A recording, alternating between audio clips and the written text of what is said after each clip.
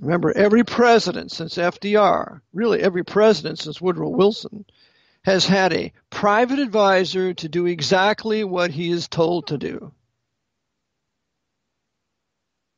Woodrow Wilson was advised by Joseph P. Tumulty, a fourth-degree Knight of Columbus, who was his personal advisor for 2 years while he was governor of New Jersey and for 8 years while he was president of the United States of America.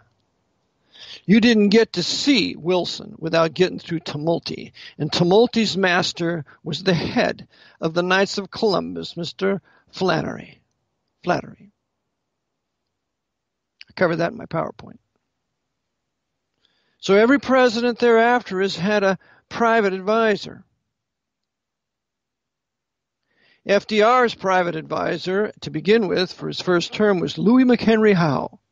Louis McHenry Howe was his advisor in everything. Louis Howe.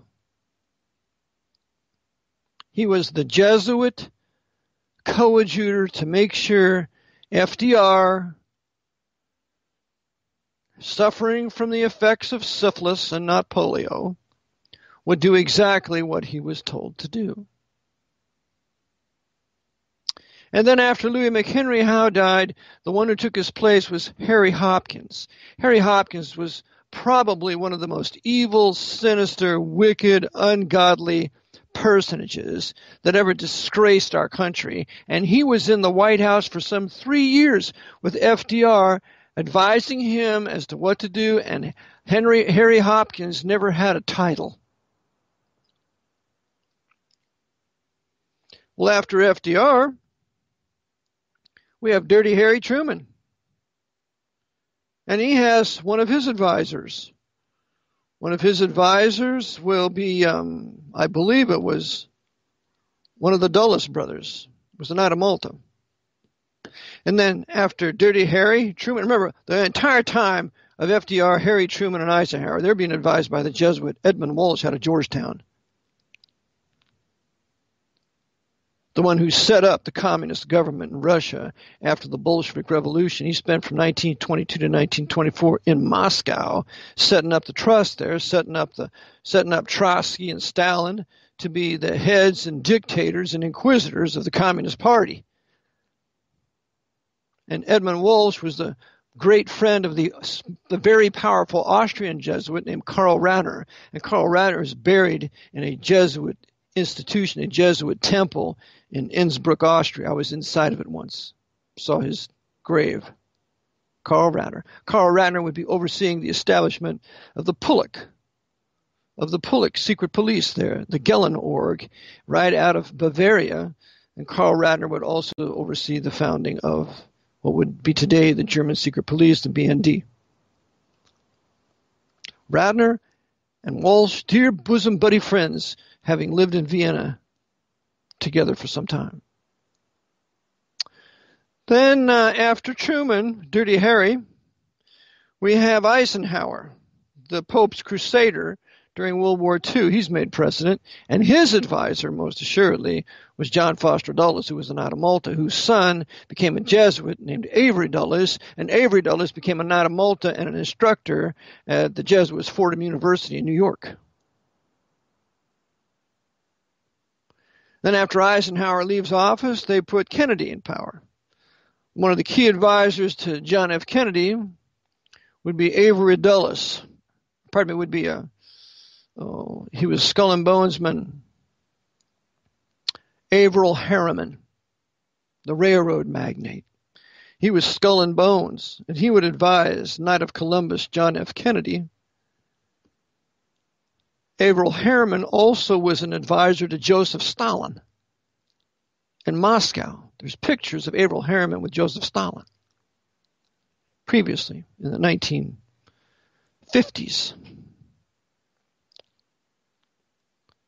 Every president is advised by a Knight of Columbus, Skull and Bonesman, Knight of Malta. You have, after Kennedy, you have LBJ. LBJ is advised by a Knight of Malta named Jack Valenti.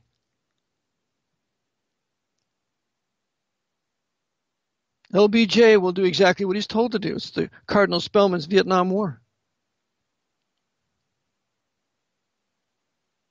LBJ was a personal friend of the quote-unquote, there's a book named for him. It's called The Man to See. The Man to See was that man. LBJ was going to make him the mayor of Washington, D.C. He was the Knight of Malta. He was the head of the Knights of Malta for a while. And I can see his face, but just can't quite remember his name. But it's a book called The Man to See. Edward Bennett Williams. Edward Bennett Williams was a Knight of Malta, really advising LBJ. LBJ had another advisor. His name was Winibald Snyder. He was a Roman Catholic priest. Whenever LBJ went to Europe, Winibald Snyder accompanied him, and Winibald Snyder had been connected with the Nazis.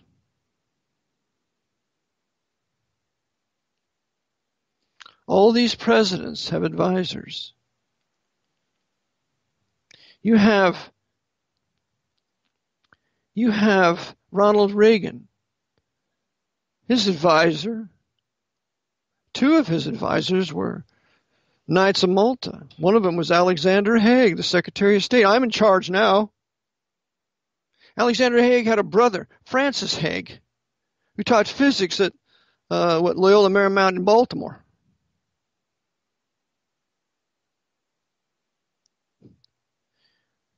Yeah. James A. Rowley, the head of the Secret Service.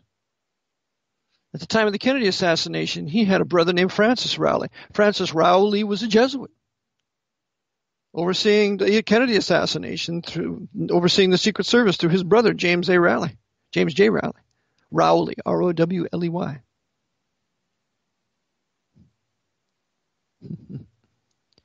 And then after the assassination, Jackie, who's a little bit not trustworthy, a little bit insecure, they submit her to a Jesuit confessor named Richard McSorley, who's a Jesuit out of Georgetown, and he will be her confessor and keep her out of trouble till they just decide to get rid of her, get her married off to the dear friend of the Greek Knights of Malta, Spiros Skouras. They're going to marry him off to that shipping tycoon, marry her off to him to get her out of the country for a while.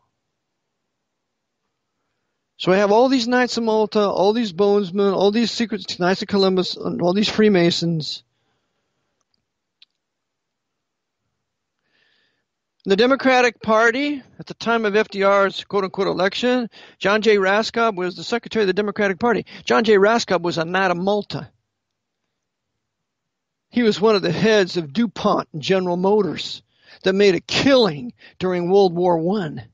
John J. Raskob is the financier and builder of the Empire State Building in New York City. And that's been in the hands of the Knights of Malta ever since. At the same time, one of the men that brought FDR to power, FDR said the two men that brought me to power were Louis McHenry Howe and James A. Farley. James A. Farley was a Knight of Malta. James A. Farley was made Postmaster General by FDR.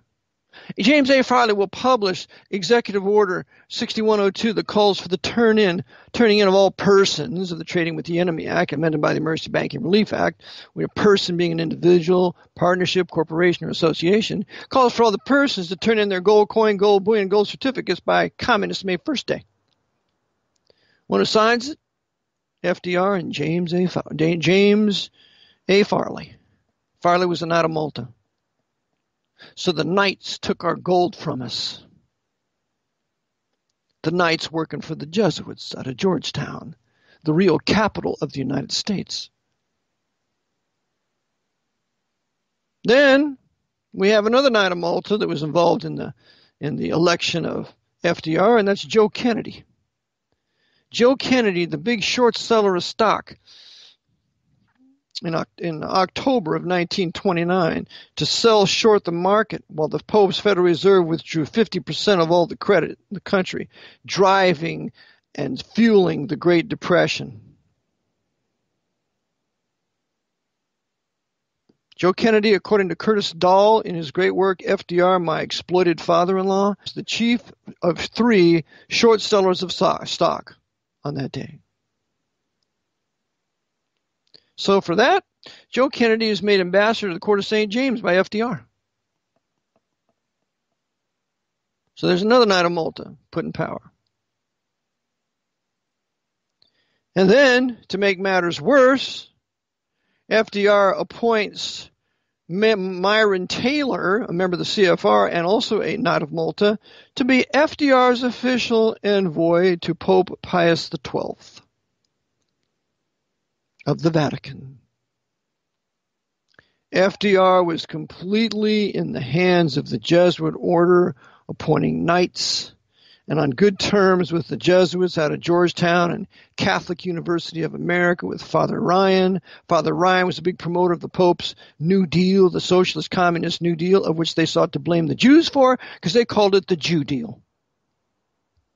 Blame the Jews for something the Knights and the Jesuits does. Meanwhile, the very same year FDR is brought into power by the Knights of Malta, the Knights bring another man to power in 1933 and make him Chancellor of Germany, and his name is Adolf Hitler.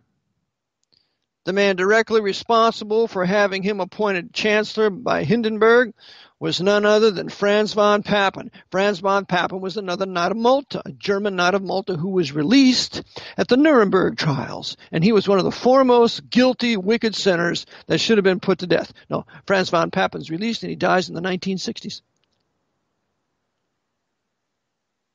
Because when you're a knight, and you do the bidding of the Pope, and you bring an inquisitor to power like Hitler, or like FDR, you're untouchable. You're not going to be prosecuted for anything.